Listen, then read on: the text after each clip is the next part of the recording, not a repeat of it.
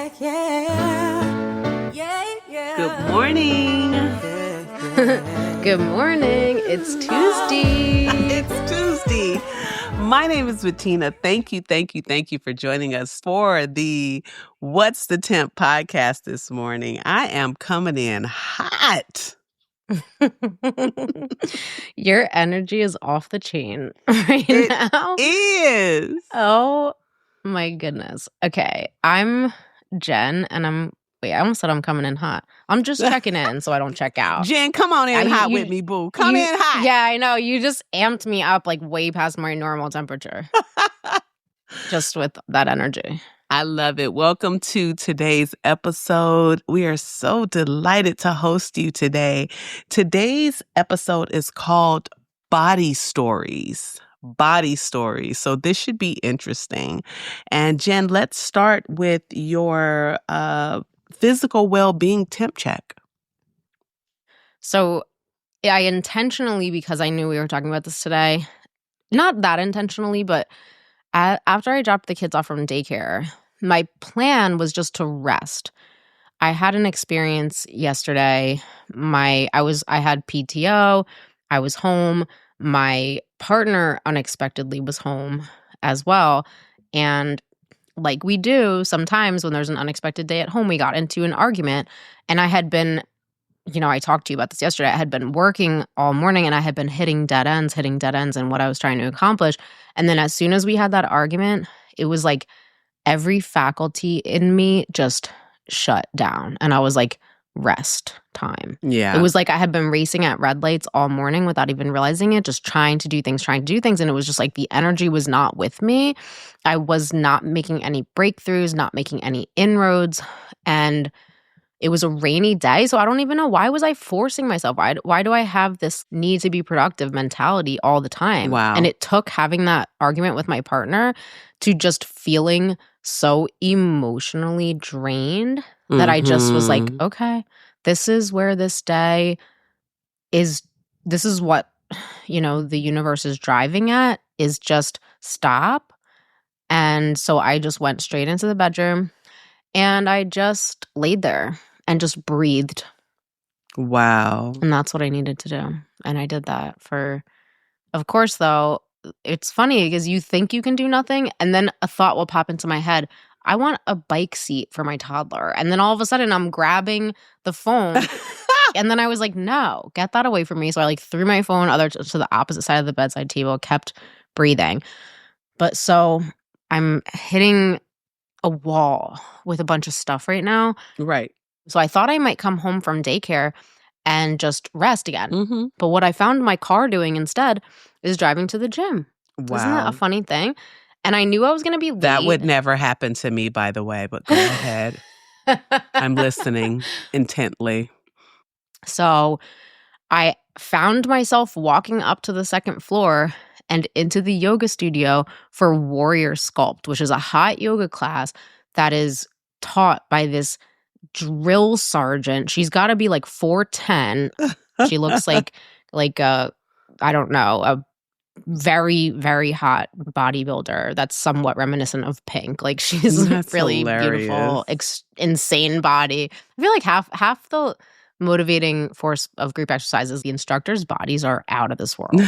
Like you've never seen a body like that. Like this person is unreal. But she is also a torturer and a drill sergeant. So I typically avoid her. Like even if I see her coming down the hallway, I'll hide. I'll try to duck behind a plant. She scares me, But I just wanted to beat myself up.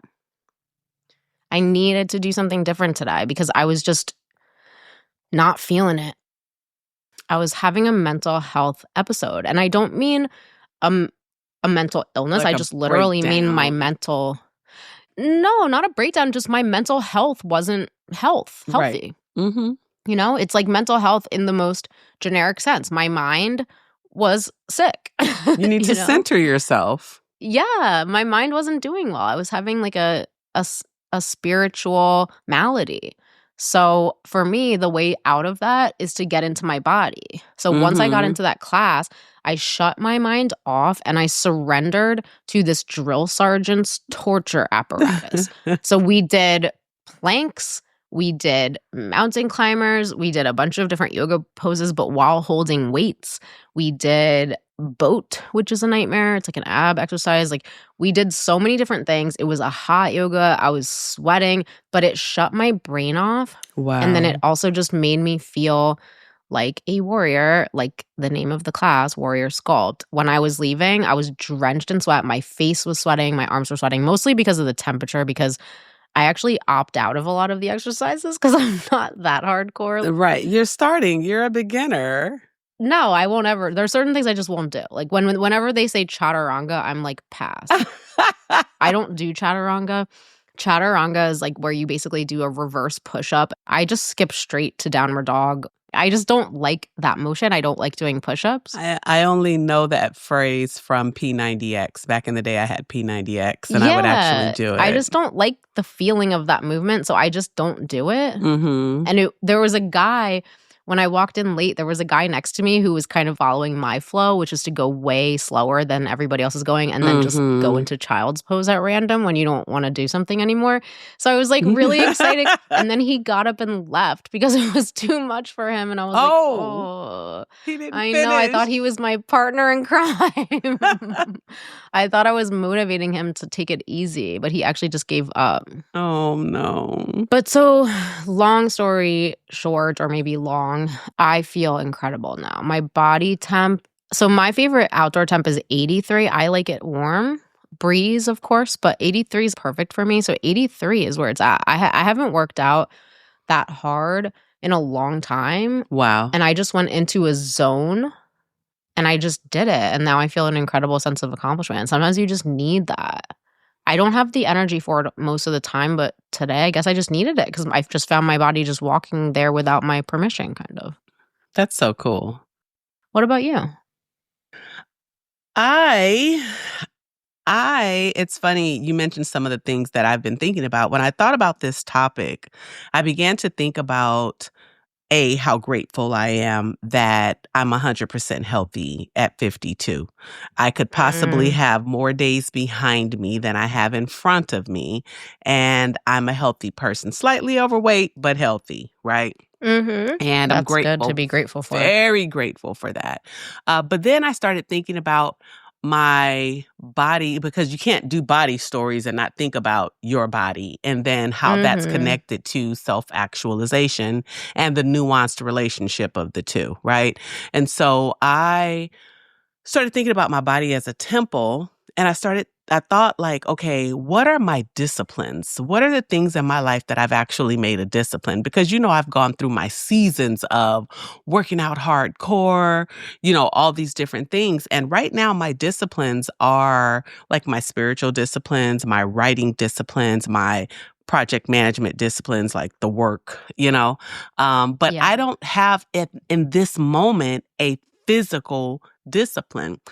But part of it has to do with the fact that I've moved to the Midwest and I just experienced my first real whole winter, right?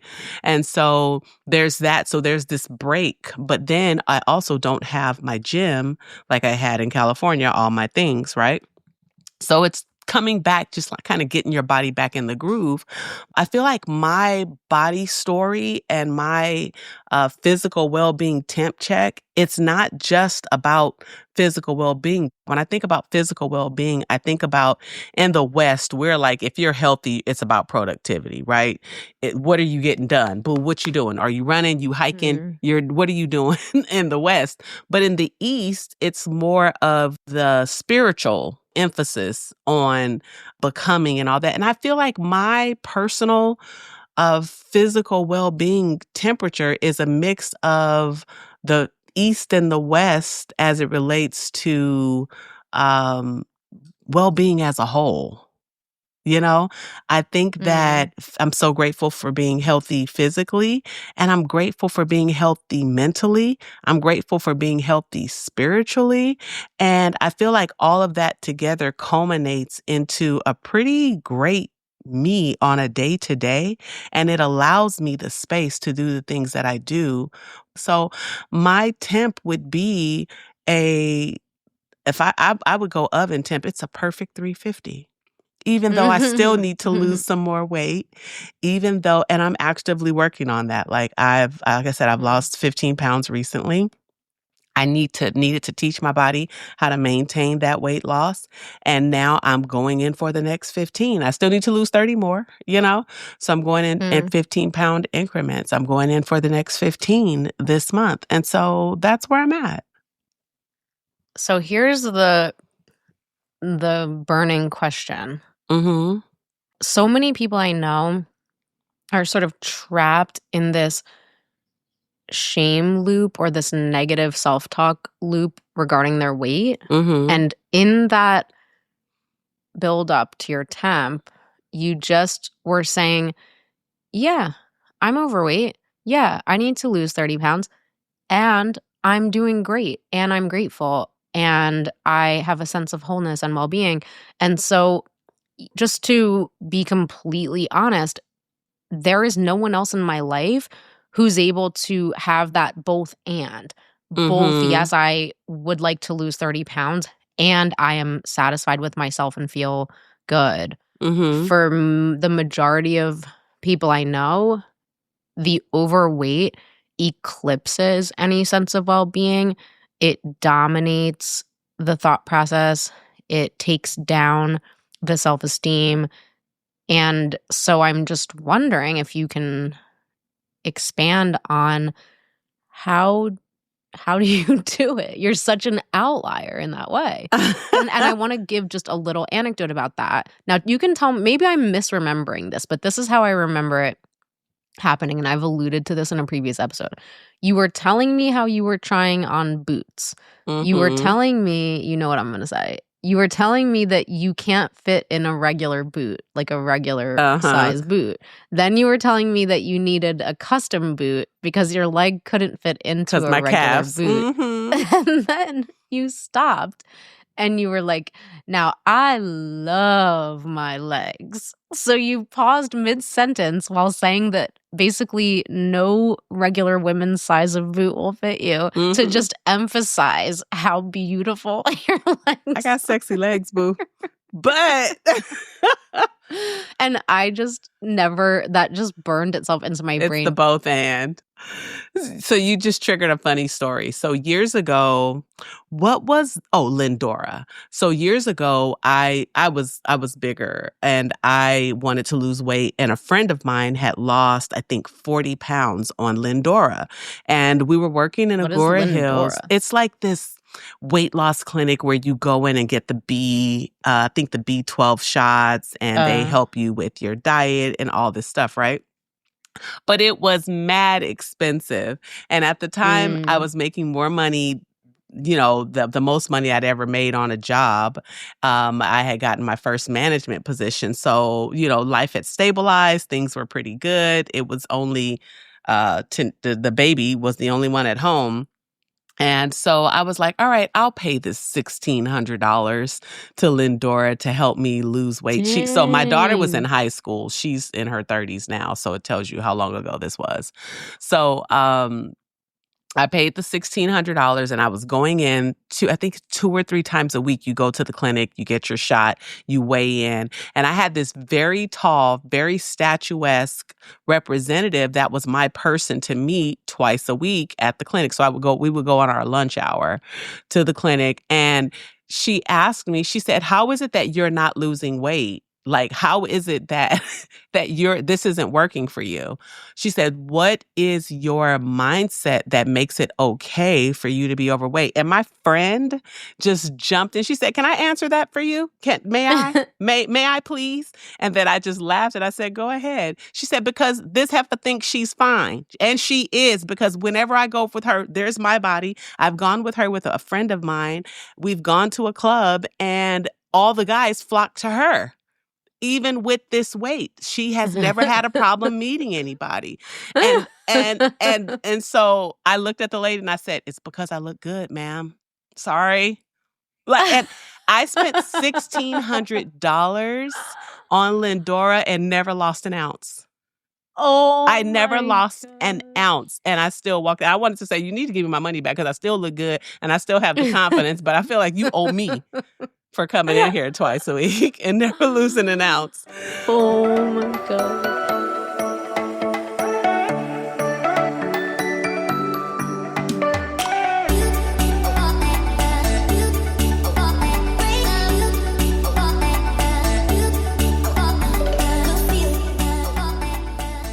That's literally how I could be the outlier because of all the things. Remember, I told you that growing up, I felt like the plot was to kind of break my Yes. big Well, that's kid why I'm also spirit, wondering. you Because know? it's not like you had a ton of positive reinforcement growing up. No.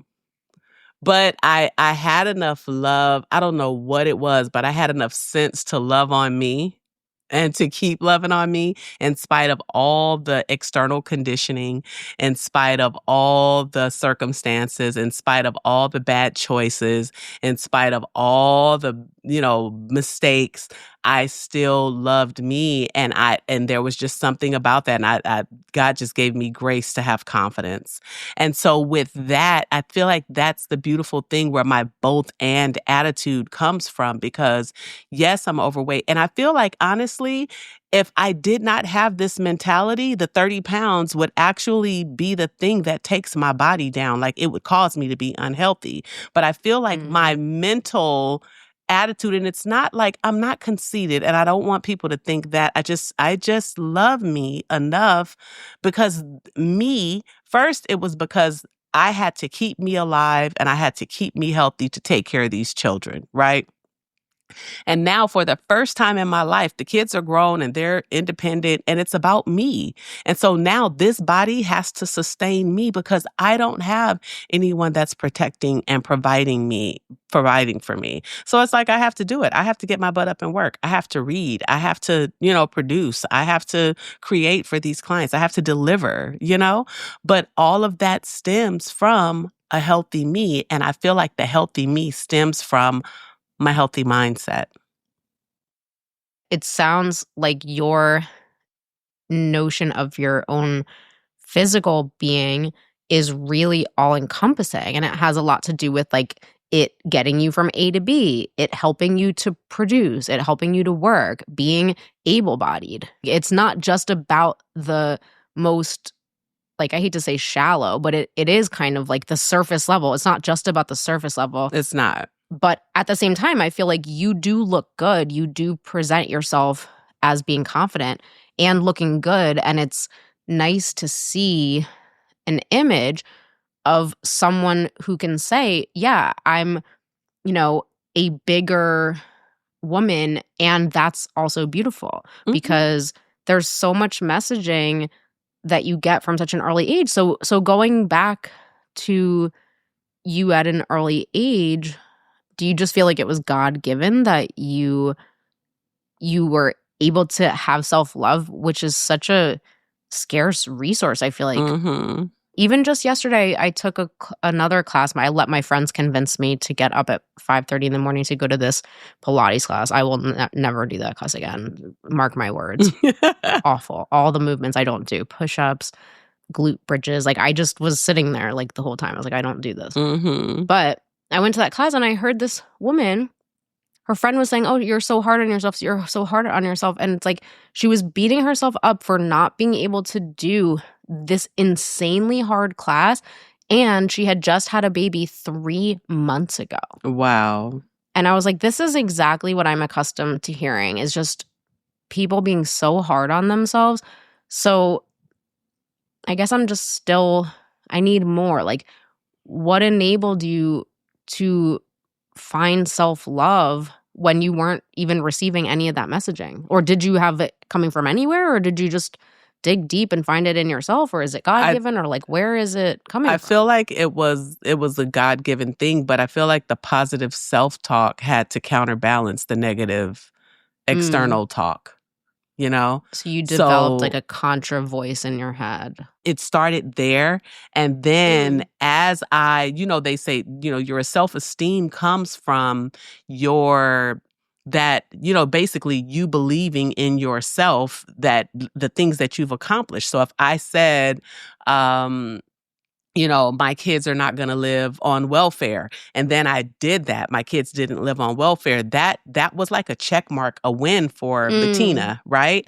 And that built my self-esteem a little bit more. And if I was able to do that, and then it was like, okay, let me have a career, not just a job. Let me have a career that's going to stabilize, my life enough to be able to help my kids have a better start. Right? And so then that was a check mark for Betina. Okay, let me establish relationships with people that are built on, just start from healthy places and built on honesty and trust, And then when I did that, it's like, that's a check mark for Betina. So my self-esteem comes from all the things that I've accomplished over the years that I should not have ever been able to do if I had leaned on what my starting experiences were.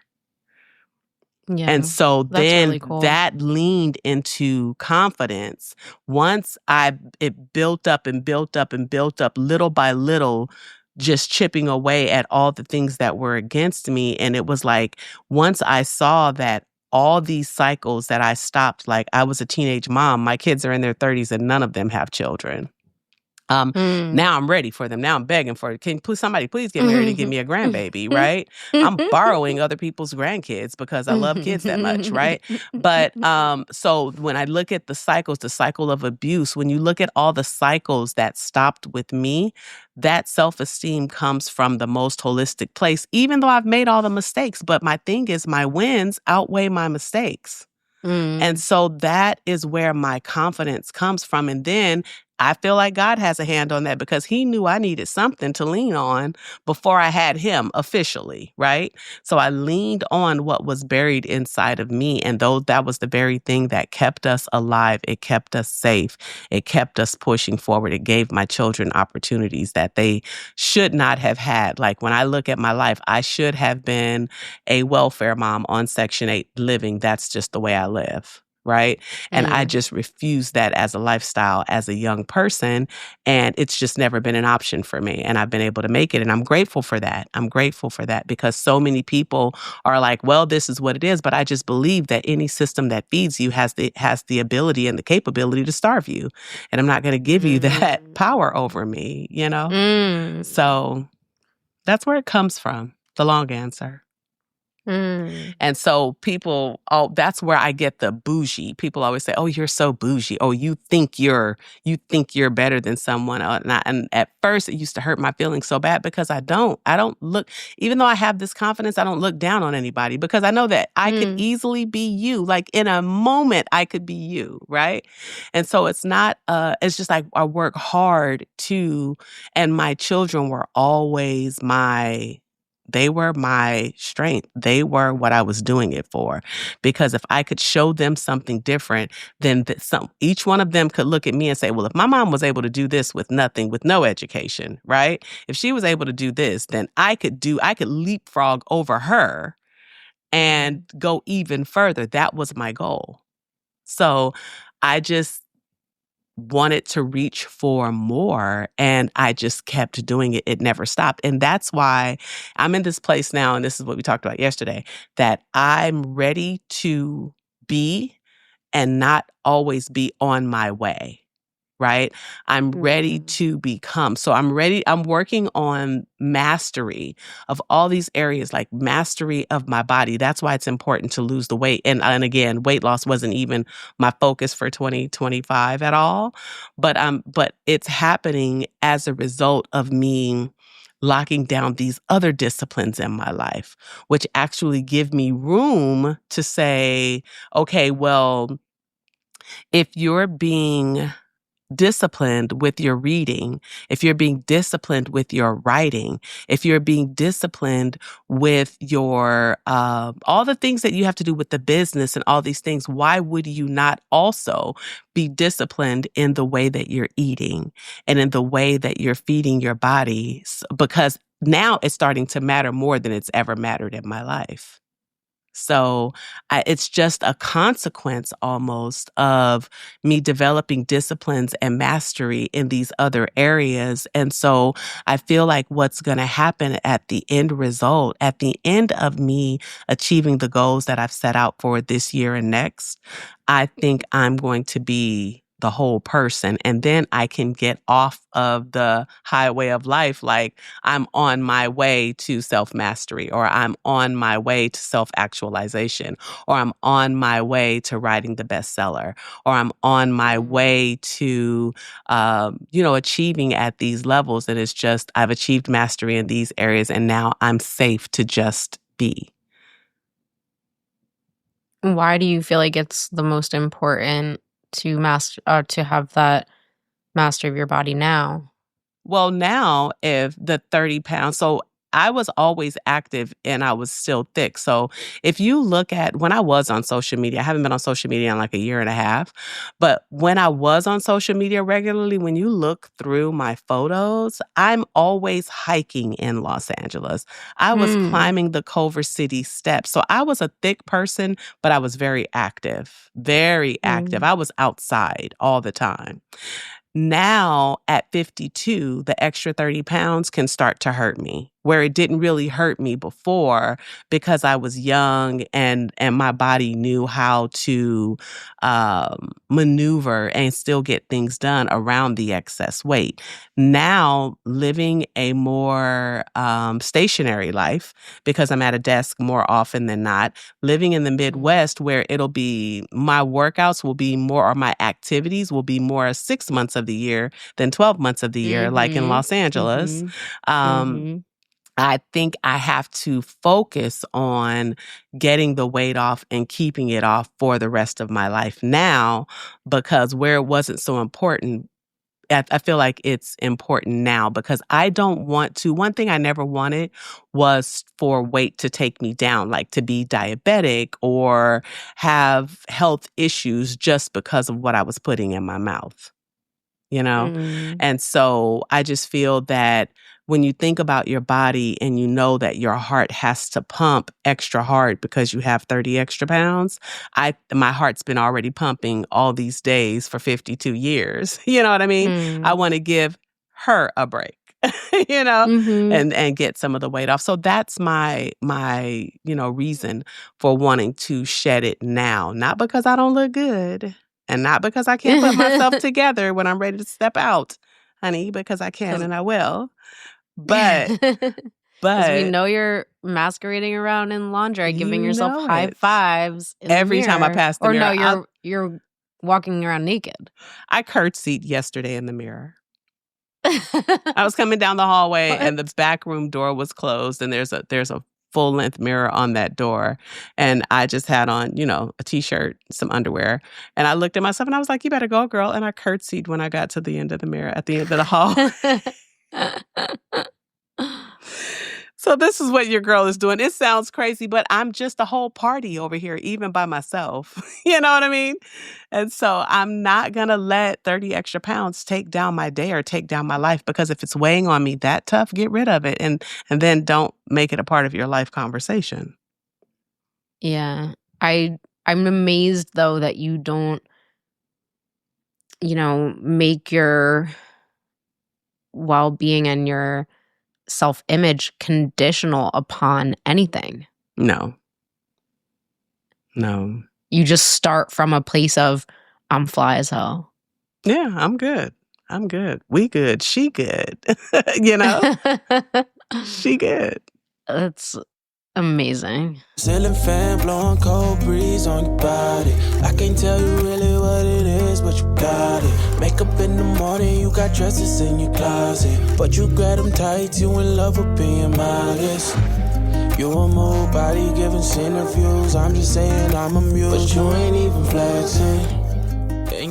So that is our temperature check for today. Let's get into our backstory. And our backstory today is supporting each other through body changes or challenges. And I don't know if we've had any experiences with that, but you tell me. I don't think so. people are going to hate me when I say this but I have to be honest. I've never been on a diet. Mm-hmm. I've never had the discipline to do something like that. I've never had the desire. I think I have a relatively fast metabolism, which isn't to say that I can't gain weight, which I'll get into because I have gained significant weight at different points in my life. But I have a little bit of what you have. I've never thought I looked so amazing, but because I did dance from a really young age, because I did sports from a really young age, I've always had a real sense of agency within my body. Like dancing is the area of my life that I feel so confident. Like when I'm in Zumba, I'm Betina when I'm in Zumba. That's I've never your thought jam? about it like that. That's your jam. Well, because I was telling you yesterday, I was like, I can dance. Mm-hmm. I need to be as close to the mirror as possible. Some people are like, oh, I'm going to stand in the back. I'm like, I need to be in the front row. I need to be making love to myself in the mirror the entire time. I feel so sexy. I feel so confident. So when I'm dancing, I feel really, really great. But so I don't even own a scale. And then when I do gain weight or lose weight inadvertently, I never really notice it until something doesn't fit. So that's never an issue now because I just kind of only wear leggings and that's my uniform. But you would notice it more when jeans were more the fashion and before leggings came around. And so you would notice, oh my gosh, I don't fit into my jeans. Or I would be getting into the car and like there'd be like a roll over my jeans, But the thing is, I didn't care because I just always felt like I gained weight really proportionally. So it was just like, I just grew larger but stayed the same shape. So it wasn't like, oh, now my stomach is so fat or now my legs. Like I looked exactly the same. I just weighed more. Right. And that never really bothered me. But I did notice when I lived in New York. So when I moved from Harlem, my first apartment was in Harlem. And then I met this she was like this very overweight. Actually, speaking of extremely confident overweight people, this was my first encounter. She was a white girl with dreads, but she was so confident. And when you're in Harlem, you get hit on no matter what you're wearing. Like I would be walking down the street with her. I'd be wearing like a huge gray hoodie and like size extra large pants, and people would be like, hey, mommy. Like it was like the bar was so low. It was incredible. And I never liked that type of attention, but she was I was like so skeeved out by it because I had just come out of a college where it was like the male gaze, you're powerless over the male gaze. So I felt victimized by it because I didn't like male attention of that type. But she wasn't my roommate. She became my roommate later, but we lived in the same building in Harlem, and she would just eat it up. Like she was like, hey boys, this woman had to be 300 pounds. Wow. She was just someone who just was insanely confident. She always had a boyfriend. She was the one who, remember, did I tell you how when we lived in the city, this was before they had dating apps, so we would do Craigslist dating. Okay. Did I ever tell you that? No, I don't think I remember this story. So we would go on Craigslist, which is like a text-only website. It's like you go to the URL and you would go to the personal ads section and you would just meet someone and like or you wouldn't meet them. You would just look at their ad and decide whether they seemed interesting. And of course, there's a million interesting people in New York. Like there's no end to how many interesting self-cultivated, because people self-select to live in New York. Like if you live in New York, you're multifaceted and multicultural and whatever. So we would find these people on Craigslist and then we would book dates with them sight unseen. Like sometimes we would exchange pictures and sometimes we wouldn't. So it was just like you would just show up and it would be a total surprise. But the thing that was so funny is sometimes they were really hot. Like I feel like most of the time they were. Wow. For me. I know. So she was incredibly confident. But during that time when we lived in Harlem, so her and I met, we just hit it off, and we ended up moving to Hell's Kitchen together because she was really killing it as a dog walker, and a lot of her clients were in that area. And so we moved into this incredible apartment. It was on 53rd Street and 9th Avenue. And that's when my lifestyle took a turn in the sense that we were smoking tons and tons of weed. We were doing cocaine, but not enough to stay thin. I'll tell you that. You're we were ordering. So funny. Yeah, we were ordering a lot of takeout, and we would drink a ton. We were doing the dating thing, but we were just living a life of excess. So we had this rooftop where I remember the first time we went up there and she was like, hello, New York, because we were right up in the skyline. It was only probably a 6 or 7 story building, but we were nestled right into the west side, not the Times Square skyline, but there's a lot of really, really cool looking buildings over there. Right. And we would go up there and we would have like our mimosas and we would just eat junk and smoke weed all day. So I gained a ton of weight. Mm-hmm. And I remember that there was this older man who we knew from Harlem. I forget his name. He lived in Chelsea, but for some reason he would go to these bars up in East Harlem. And I thought he was just a friend. It's very weird how I never would think anybody was hitting on me, because he was an older man who invited me to his apartment. And I remember he served this delicious cheese plate. He just went down to the bodega and got these like star fruits and positioned them on top of these crackers with brie. And I was like all about it. But it's like, was he trying to sleep with me? Like, why was I at his apartment alone? Like in retrospect, It's like, now I wonder what his motives were, but I never thought anything of it. And when I saw him, we went out to barbecue with him after I had moved to Hell's Kitchen. And I guess I had gained a lot of weight, and I honestly hadn't even noticed it. Mm-hmm. And we went out, and you know what he said to me? What did he say? He was like, Jen, you've gained a lot of weight. He's like, you got to lose it. You got to lose it. Mm-hmm. He was just disapproving of the weight that I had become. Wow. And I remember thinking, like, who do you think you are, old man? You have no ownership of my looks, my beauty, like none of it. What are you talking about? I was so offended as I'm like stuffing barbecue into my face. Like I was really eating to excess. I really, really was, but I had no interest in his opinion about my body. But that was the first time that I felt like someone was telling me that it was socially unacceptable to have gained weight. Because I've always been small. Like I am pretty small. You are tiny. I'm small, to short. Me. Yeah, but I've never been like one of those really, really skinny girls. Like I've always been 5'2" and 135, but I've been like solid muscle because I've played sports and whatever. So I would say I've always been like basically a size 6, maybe like a 6 or a 4, but not a 2 or a 0, And then most of that is just because I'm 5'2", so I'm just a small person. But I had hit some weight that was higher, and he disapproved of that. And I remember being really shocked. Like, I can't believe someone has an opinion on my weight, you know? And then the second time I gained a ton of weight, it was also drinking related. Yeah. And I remember stepping on the scale, and it said 150. And I remember thinking, 150? Because I could be anywhere between like, at my lowest weight, I would have been 125. And at my set point weight, I would have been 135. And I remember seeing 150 and being like, well, that's a different number. And when I see pictures, yeah, that's really different. Like that's in a different decade of numbers, like a different group of 10, And I remember seeing that and actually feeling quite out of control at that time. Yeah. Because I think at that time, that's when I had that feeling of, I was really out of control of my drinking. Like I was drinking probably like 2 6-packs of beer a day and like a bottle of wine as well.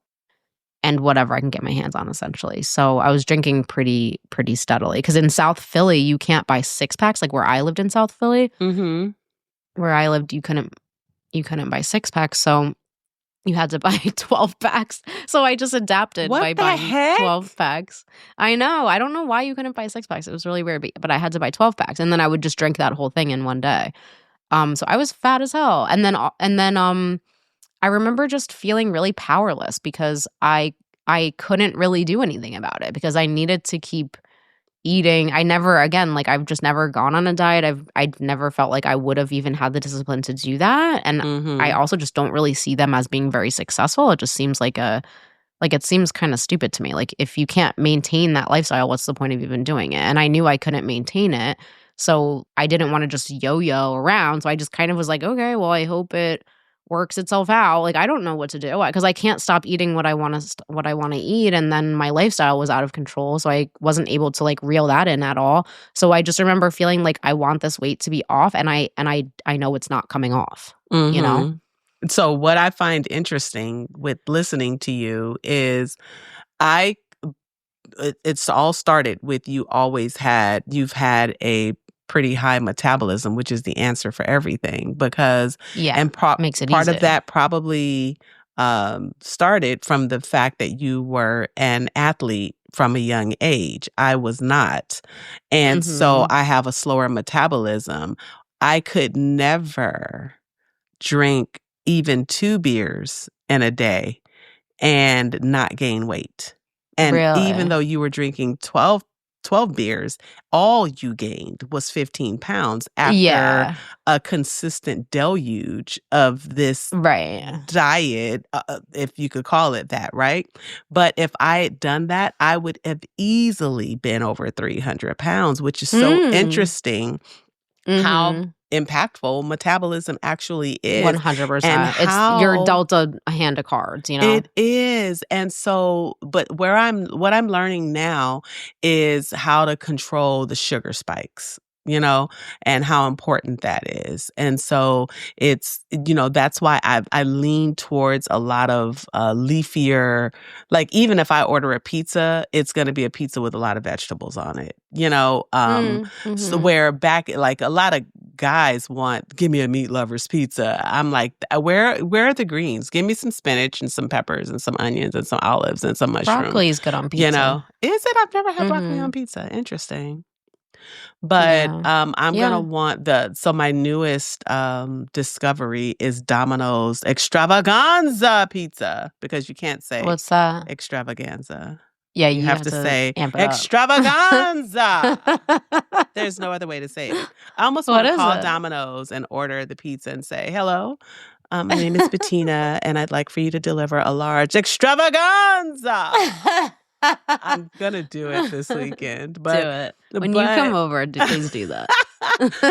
But so it has all the vegetables and then a little meat, you know, some sausage and pepperoni, but it's a great pizza, and I had it with the garlic crust.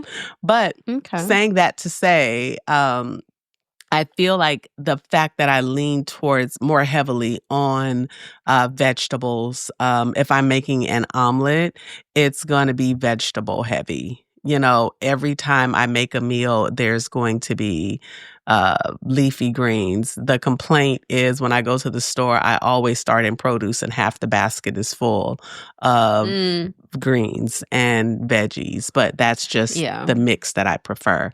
So I feel like that has helped me some, but for me, when I've been out of control, it's when my mental was out of control. And that's what you just described. When you were out of control in your mental, then your body kind of followed that. And I feel that for me, it's just living more of a stationary life. So I've learned that I have the body that I have to incorporate steps. Like I have to work out. And I've spent a lot of time doing that. I do get sick and tired of working out because I'm not active like that, just because I want to be. I don't enjoy activity like that. And when I do, this is where the community comes in. I want to hike with my hiking group. I had a great hiking group. They were much younger than me, but I had a great hiking group in LA, and we did a lot of hiking around Aliso Viejo and all the canyons and all those places out there. But here I have to find my place because, you know, in the Midwest it's more flat. And so I just kind of create. One thing I've noticed when I look back at myself, wherever I've lived, I've always created a walking trail. So I'd map out, like when I lived in Torrance, I had a 6-mile trek that I would do.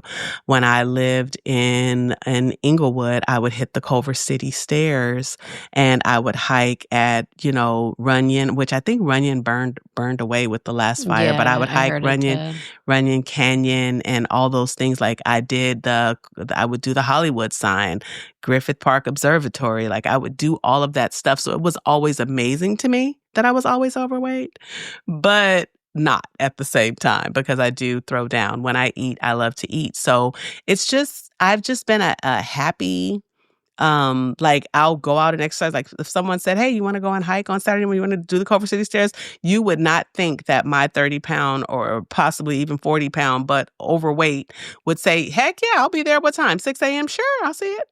You know? Mm-hmm. I was always that person. So it was always a healthy mix. I just think that now at this age, at this big age, it's time to put a little bit of focus on, I think I love your part of the story where you say you've pretty much lived at your set point. I don't know anything about that.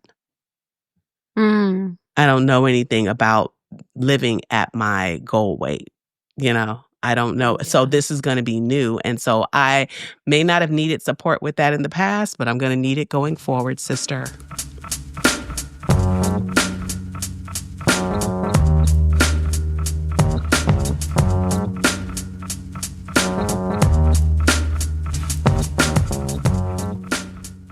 I think even when I was really addicted to pills like Adderall and Dexedrine and like Vyvanse and stuff like that. So I would go all day without eating. Mm-hmm. So there were points in my life where I think I was too thin. Like sometimes when I see photos of myself, like in college especially, I'm like, ugh. And then also in different parts of me living in the city too. So if I was like heavier into either like Coke or speed at any given time, like that, I would have been too thin.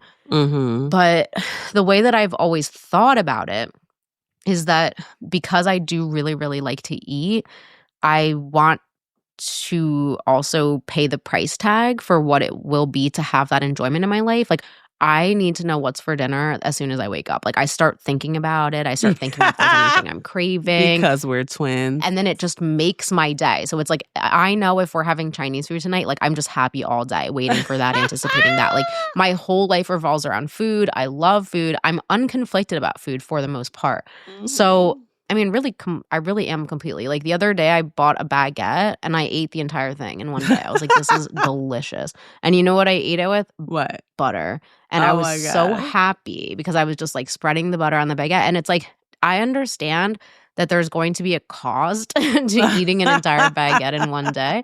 But the thing is that I feel like I have a balance because I ate that entire baguette in that day. Like I probably honestly won't be in the mood for a baguette for like weeks because it's just like I satisfied that craving. So I don't like to withhold anything from myself. Yeah, I think I just that. don't have that food addiction. Like I have a lot of other things addiction, but I just don't have the food addiction.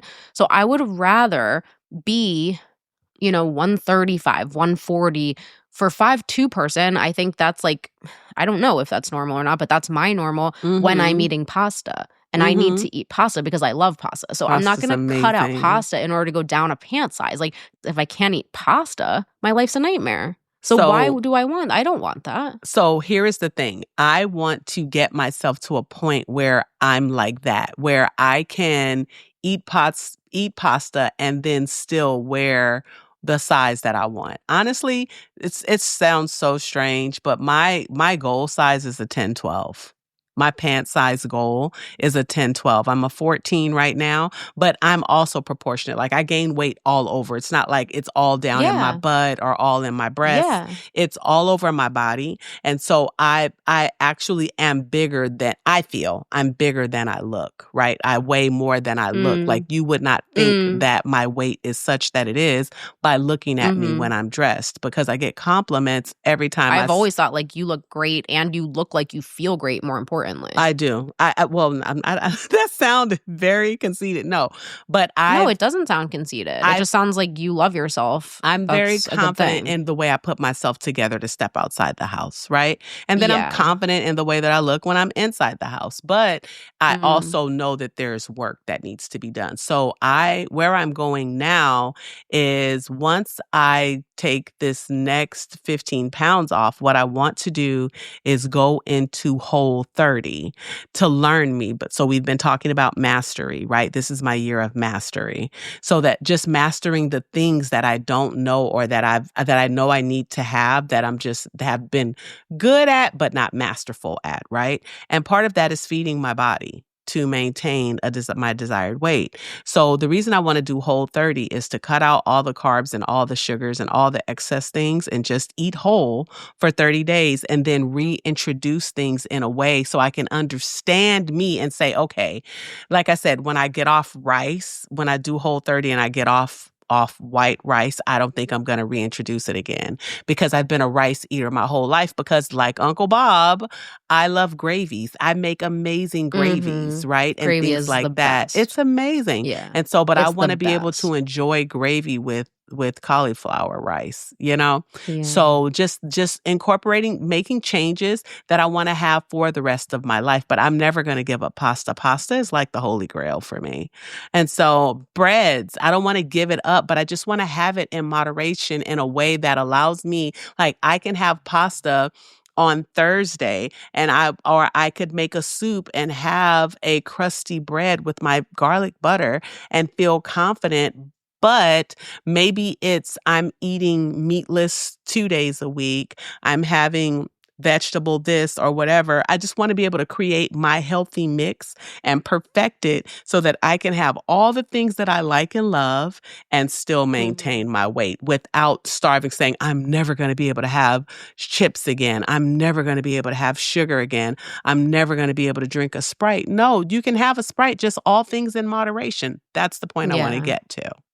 It is so hard to have balance, but especially now because I think my weight set point is probably going up a little bit. It definitely, after I had Nico, the weight, when I had Maya, the weight just flew right off. I did nothing. It was just literally 2 weeks later, my stomach was completely flat. I've always had like pretty great abs. Like if I had a favorite part of my body, it would probably be like abs. Come through, abs. Come through. Yeah, like even when I am getting fatter, the fat like distributes itself to look like a six-pack. I swear to God. I love it. It's really random. That's not how it looks right now. But after I had Nico, the weight, so that flew off after Maya. 2 weeks later, I was at the gym and people were like, what the heck? With Nico, it really wasn't like that. And also, I'm just older now. So I find that I do still have the same balance. So for example, after I ate that baguette last week, I was like so happy, just so happy that day. But then the next day, it's like, now I'm really in the mood for something lighter. So like now, like it's like my body will just tell me what it wants. That's what I find is if I'm in tune enough with my body, it's not gonna want a baguette 2 days in a row. Like that's too heavy. So now what it wants is it wants something really, really light. So then the next day, I ended up going to Trader Joe's and getting this riced cauliflower. It was like a stir fry though, so it had some sesame oil in it. And then I threw like a salmon fillet on top of that. And I ate that with the riced cauliflower and it was so good and so like light and crunchy and vegetable-y. And that's what my body wanted that day. Yes. So then it's just on a day-to-day, like what does my body want? So I'm not emotionally eating. I'm just seeing what does my body want and it'll tell me what it wants if I listen to it, and it won't ever want something heavy in a row because it wants to be well. But also I know that things affect me differently now. So one of my favorite sandwiches in the world is a bagel sandwich. I've loved this since I was in probably like middle school. We have really good bagels in New Jersey. And we have this place, O Bagel, that has these delicious bagels. And my sandwich used to be way back in the day, like 20 years ago, it was roast beef.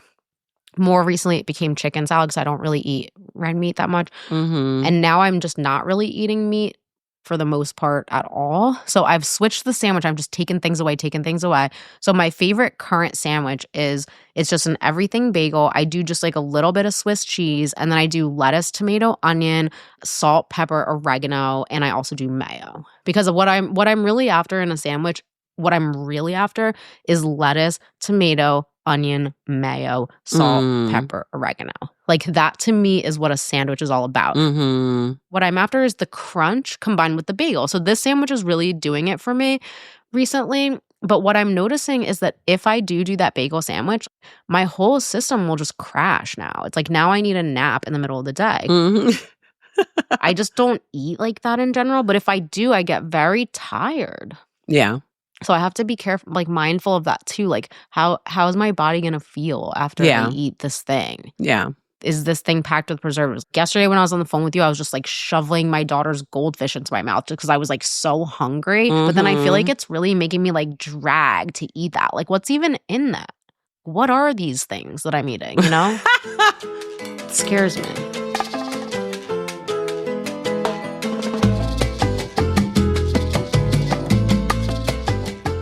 Listening to you, I realized that I am very much an emotional eater. So I think the balance, I feel like the goals and the peace and the balance will come when you learn how to have a satiety, mental satiety. I think if I could get to that place where I am stable, like, I feel in control of the things that are happening around me, and then the things that I absolutely cannot control, I let it go. Then I don't have as many of those days where I'm a sweet, savory girl together. So I remember we talked about my chips and my cookie. I was just about to ask you, can you share, because that's from the lost episode. We recorded one episode where we lost the audio to it, and the part I was the saddest about losing was this part. So bring it back for us. So your favorite snack. Okay, so I don't know if you all remember being in elementary school where they would have like a kid's birthday, and you would have this paper plate. And on that paper plate, there was like cookies and chips and probably a little cut sandwich without the crusties. But my favorite taste in my mouth was the taste of that bland vanilla cookie and a plain potato chip in my mouth.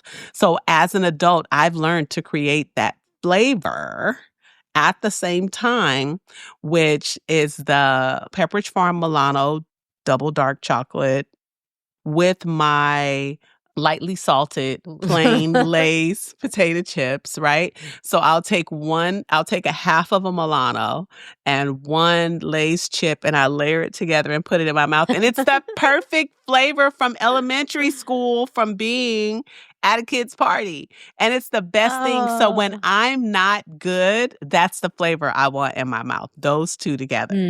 And so, but what I find is my life would be in such turmoil, or things like would be out of control in a way that I would have a lot of those days. What's happening now is I don't have so many of those days because there's a sense my spiritual disciplines are intact, and I let go of the things that I absolutely cannot control, and the things that I can control, meaning if I need to write this press release, and if I have to write so much in my book, I'll do it. I actually do it. And if I started, remember we talked about this maybe last week or the week before, where if I don't feel it, I try it anyway. And if I still don't feel it, like if 100% of Betina is not into this while I'm doing it, then I'll quit. But I at least attempt it. What I do not give myself agency to do is say I don't feel like it and just don't attempt it, or don't do it when it's on the calendar to do. So I don't give myself the ability or the freedom to cheat myself. But I do at least show up for I do show up for me. And so there's this thing though where I would have a lot of those uncontrolled days where I was shoveling junk food and all these things in my mouth, and it's because I'm not feeling good in other areas. I still get that because I want relationship. I want certain things, but now that I'm in tune to it, it's like, okay, I get that you feel that way. I get that you want to walk down the street and hold hands right now. This is not your reality, but what are you doing to position yourself for that? Are you putting yourself out there? Are you actually leaving the house to have the potential? Nope. Okay, so you don't get to eat chips and cookies because you're lonely, and you're also not doing anything about it. So that's an absolutely no, ma'am. But it's being in tune and having just the awareness and the maturity to have the conversation with yourself. Like if I'm doing something about it and it's not working, then okay, if I need to have my Milano and Lay's today, then it's okay. But if you're Aw. not doing anything about it and you're complaining, you just want to do it because you're grumbly, you do not have the green light to do that. Nope, not today. So I had a lunch hour. This was maybe the week before last week. It was a really beautiful day, and I ran out the door to go grab my favorite bagel sandwich, my Swiss cheese, lettuce, tomato, onion, and mayo, and I put it onto my plate, and then I shoveled spicy nacho Doritos is another like nostalgic fave of mine. I got introduced to them in college back when they used to actually be really spicy. I think they've lowered the spiciness level on those, but I got those on my plate. I'm very, very, very into a dill pickle. Very into a lot of different types of pickles, but I happen to have the Clausen oh no, I got one at the bagel store, but I usually do like to do the Clausen kosher garlic dills. And I got my New Yorker and I set it up on my little patio table outside. I just remember thinking, this is the best day of my life. Like this feeling is making it for me. I'm so happy in this moment. And then I had to go back in and go to work. But it's like I had that, just that sensory enjoyment where it's just like all neurons firing. And it was just a really wonderful experience and it cheered me up.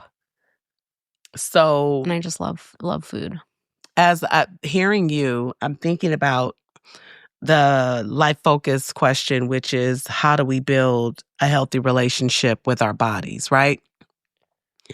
And for me, I'm listening to you and I feel like you're pretty much there because of the level of in-tuneness. And I want you to expand, like if there's something you'd like to see going forward. Because when you say you're old, you must think that I'm ancient. No, if I'm an entire decade older than you. You're dead wrong. But like if I see us as contemporaries. I love that. Oh, because I'm young at heart. The older the better. The older the better. But so for me, I wrote out this thing when I was thinking about our bodies and our relationship to our bodies. To me, I can't think of the body as a separate thing. Like I have to think of, in order for me to think about my body, I have to think about my basic physiological needs, right?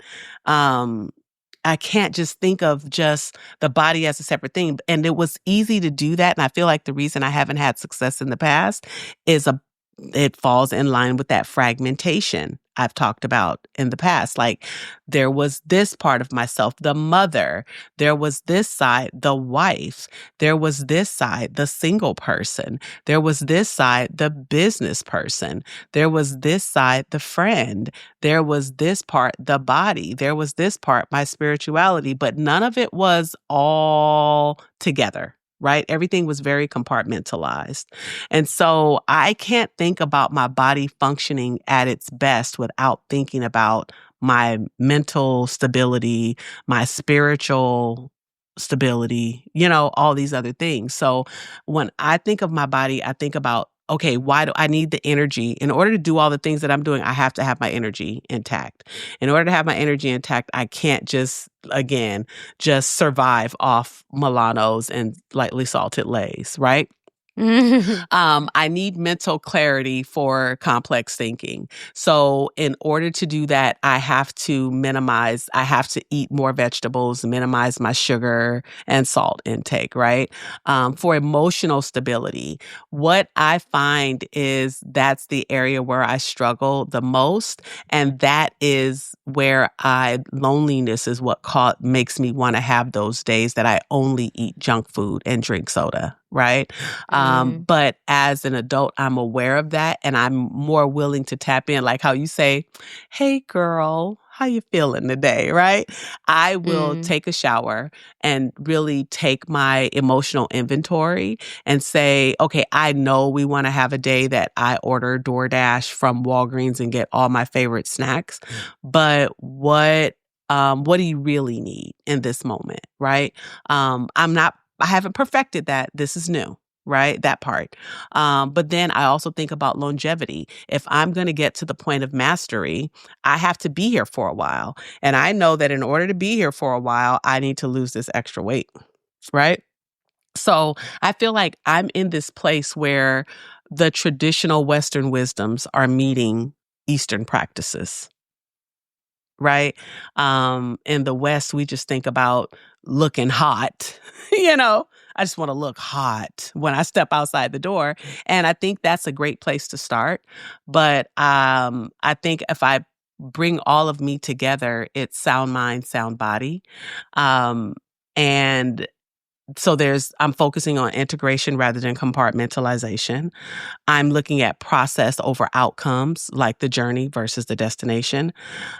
There's a community dimension that I've not incorporated since I've moved. And I think that would help me with a willingness to step outside more. I feel like if I found or created a community that says, hey, ladies, let's walk on Wednesday mornings to the park, through the park, Yeah. And, but I need that. And then You need a community if you're oriented that way, and also something that you don't mind showing up for. Mm-hmm. Like this warrior sculpt, I may or may not show up for that again. Like I don't That's think I could like really get behind that. But Zumba, I've been doing that for like 8 years. Mm-hmm. And I love it. And I love showing up for it because it's just path of least resistance. That's your community thing. It's not even the community. It's just, I mean, of course it's the community because you're dancing with other people, but it's just like, I like it. Mm-hmm. So I'm going to show up for that. Whereas I'm not going to show up to run on the treadmill ever. I don't like it. It's a punishment. And I really like riding my Peloton only because it falls in line with the Western thought of checking off boxes activity, right? I love to have that box checked. Like if I say I'm going to ride Monday, Wednesday, Friday for 10 miles per ride, then I'm going to do it not because I love riding the bike or not because I love Tunde, my regular instructor. I'm going to do it because I love checking off the box and saying, I did that. That's completed. Yeah. So that doesn't work for me. I don't care enough about that. I would love to get to a place of rest and receptivity where I can relax and say, okay, this is how I'm really feeling, and this is what's going to work for me today, right? Because that's when I get to the point of physical health meeting this place of transcendence, right? I feel like what I'm not saying that a lot of people, and even the community that you were describing earlier, people around you, are more concerned with how other people feel and see and respond to whatever their body type or their weight is right now. And for me, it's more about how I'm feeling. When I want to lose weight, or if I want to get rid of my tummy or something, it's because that's how I'm feeling, not because a man thinks I should probably lose 15 pounds. It's about what I have going on. And I think that's been my golden goose. That if I can look good with or without clothes, then I'm comfortable. The moment I stop looking good to myself, that's when it's like, ooh, I got to get on these legs. Oh, I have to start doing squats.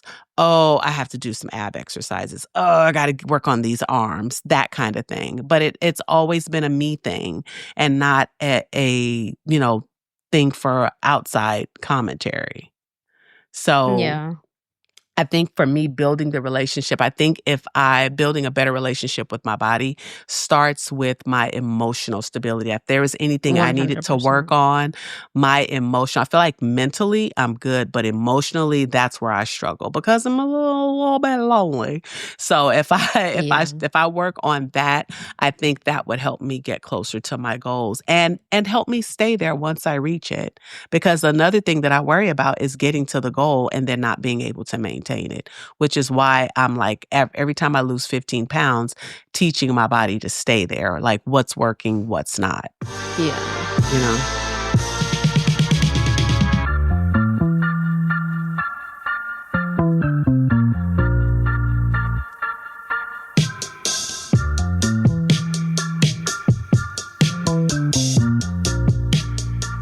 I want to loop back around because speaking of emotional eating or disordered eating or an imbalance, So when I did gain all that weight when I lived in the city in Hell's Kitchen, I remember that I wasn't willing to change my eating, but I did want to start working out to see if I could lose weight. So that's the first and only time I've tried to work out to lose weight.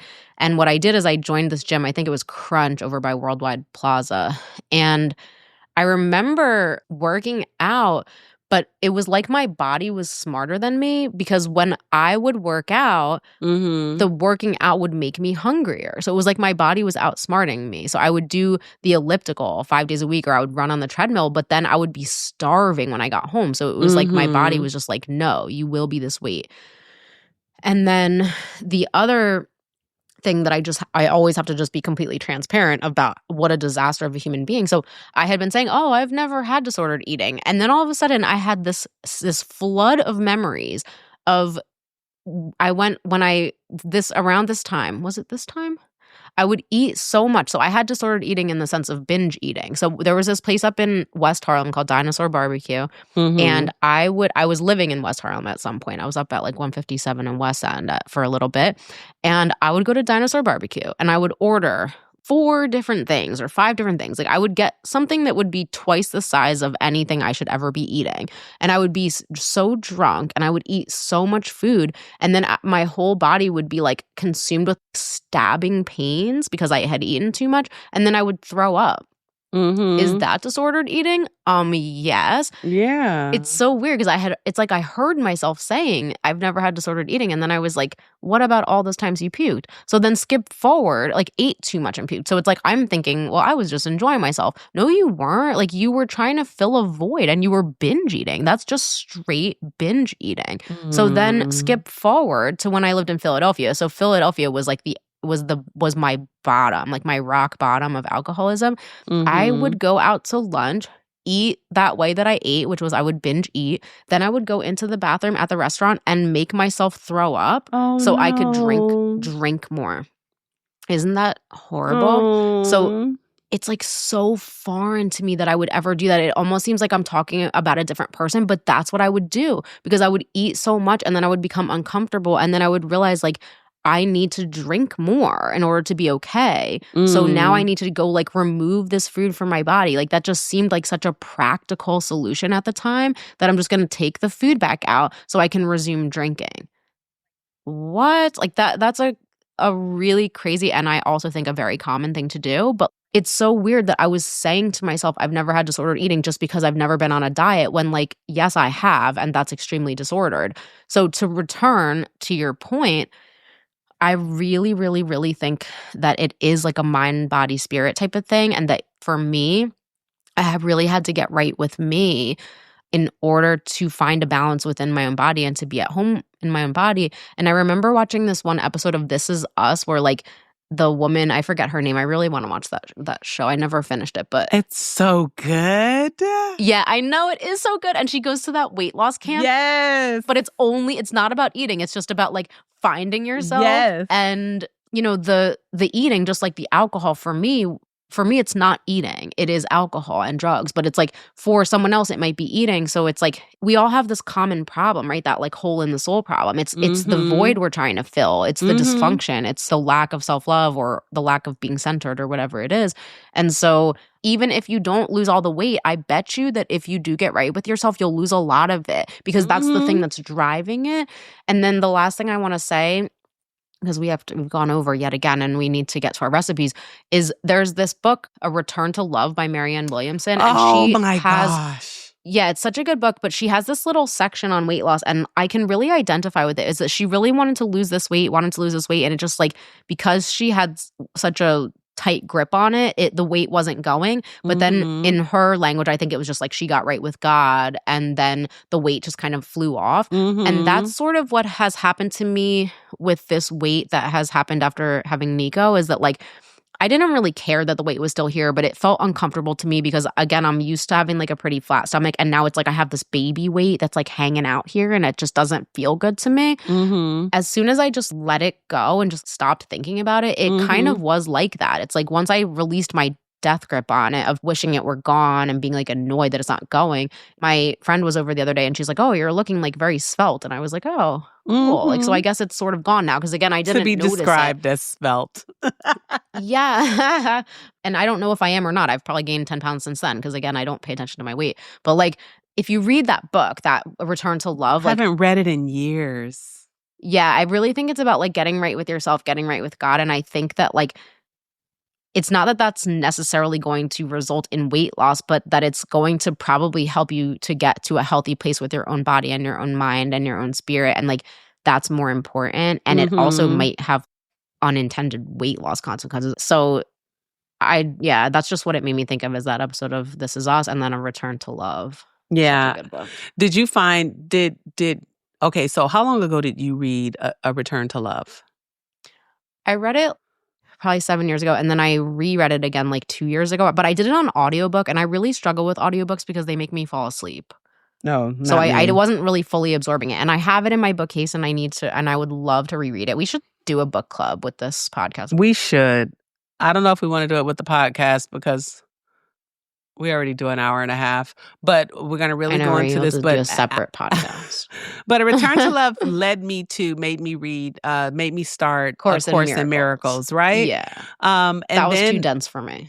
It was for me back then, but then a You couple did it with years Xena, ago, I did it with Xena. Yeah, I love Xena. I'm obsessed with Xena. And OMGEE. Xena's powerful. We never finished, but I really want to get back to that because there was just so much about me. It was too much for me back then, but I was definitely That's a channeled in a place. book, like The Power of Now. Like, I genuinely believe that book was channeled. Yeah. Oh my gosh. Yeah. Yeah. So yeah, but let's do our recipes really quickly. We have 2 minutes now. Mine would honestly be a veggie scramble. If we wanted to do like a body nourishment bowl.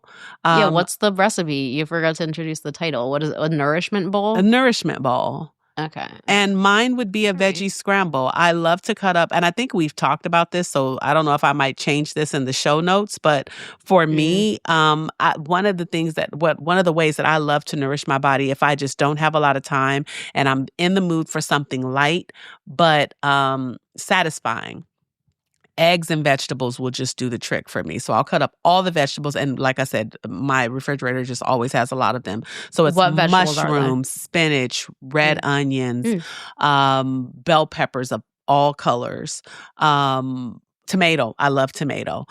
Saute that stuff, season it with a little bit of Italian seasoning, honestly.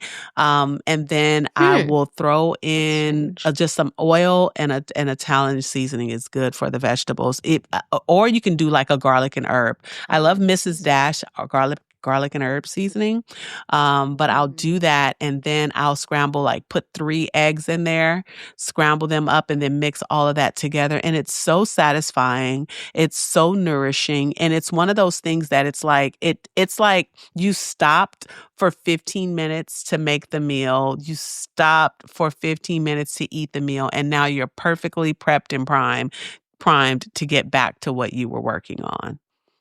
Just no delay. Yeah, it's not enough quick to make you sleepy, but it's enough to get you to that place of just satiation so that you can complete your day. That would be my nourishment bowl. What about yours? Okay, so I've been thinking about this because when I am in the mood for something that like feels extra nourishing, the thing I go for is kale. I do like a kale salad. So my recipe today is actually this salad that our friend Lila made for us 2 summers ago, and I just loved it, and I was just eating bowls and bowls and bowls of it. I don't buy kale that often, mostly just because when it comes to me from Lila's garden, there's always these like bugs on it, and that grosses me out because they're like these little worms, and I don't like to kill them because I'm like really sensitive to killing bugs. Oh my gosh. Do no harm, Betina. I'm killing all the bugs and eating all the kale, man. I literally put them outside in the garden. Like, I'm so crazy. So it takes me forever to make this salad. But you can get the kale from Whole Foods if you want, and then it probably won't have all those bugs. We have it from her garden often. But so anyway, I love to do, this is the most nourishing thing I think I ever eat. So you would do with the kale, usually would massage it. So I would do like just salt and olive oil, and I would just kind of like crunch that up in my fingers, just a tiny bit of olive oil, just to kind of like soften it up a little bit. And then I would put onto it. So the one that she made that I was obsessed with, it had those, I think they're called pepitas. They're like little sunflower seeds. Oh, yeah. Mm-hmm. It had dried cranberries and it had some type of walnuts. They were either just regular walnuts or candied walnuts. Mm-hmm. If you have like blueberries or something, you could throw that in too. It's just kind of like whatever you have on hand. Usually I would do either a blueberry or a cranberry. The dressing, this one would actually be a maple syrup and a Dijon mustard as the base of it. Mm-hmm. And then you would just add oil and vinegar. So whatever type of vinegar, you could do apple cider vinegar, red wine vinegar. And then for the seasoning, you would just do salt, pepper. I love And that. that's it. I love the simplicity. It's so interesting that you lean to kale because for me, I feel like I always have to break up kale because it's so strong. Oh, you mean you have to break up the flavor? I break up the flavor. So it's like if I'm making kale, I always put, like if I'm going to have a kale salad, I have to add romaine. I have to have a bunch of other things. It's never just where kale is the star. No. So interesting that no. I'm gonna try this from you. Even I'm if you make excited it a to try little this. sweet like that, though, I think it would be different if you were to add the maple vinaigrette. That's why I want to try it. Thank you for sharing that. That's beautiful. Yeah. So that's it. Super cool. Well, thank you for sharing. Thank you for sharing you with me today and allowing me to talk about me and all this body, honey. Thank you. Give me a little bit. Just give me a little bit of that body love that you have. I'll take a little bit of that for today. I'll send it for you. Where I'm going is like I want to be high-fiving myself in the mirror because I think the whole like that feeling of the food is not enough was ultimately that I'm not enough masked this connection between it's not enough and I'm not enough. I would love to see you get to the point that you could look at yourself in a full-length mirror and say, oh, my mama, oh, my hood, I look fly, I look good. I would love to see you get to that point. That's where I'm headed, man. Let me just say it. I'm just going to put it out there. Just act as if. Like, I'm planting the seed right now. Like, that's where I'm going with this. It starts with the curtsy. Starts with the curtsy. Thank you for joining us for another amazing episode of What's the Temp podcast. My name is Betina, and I'm so glad that you joined us. Be great on purpose. Have a great 24. Bye. Bye. Wake up in the morning, you got dresses in your closet, but you grab them tight, you in love with being modest. You a move body giving centrifuges. I'm just saying I'm amused, but you ain't even flexing. And you cool, tatted up, cover wounds, different vibe, you know ain't proof, but you ain't